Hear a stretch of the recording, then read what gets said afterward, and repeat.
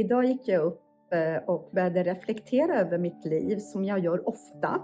Hade jag gjort andra val i mitt liv, kanske runt 30-35? Och svaret är ju, det fanns inte på kartan.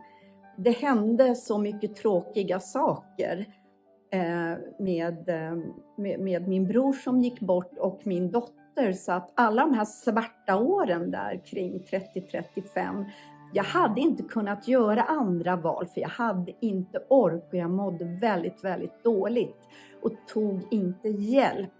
Vad jag kan säga till andra, det är väl att ta hjälp, be om hjälp och sakta ta dig upp för trappan till dina drömmar. Men om jag ser på mitt liv, jag la ner mycket.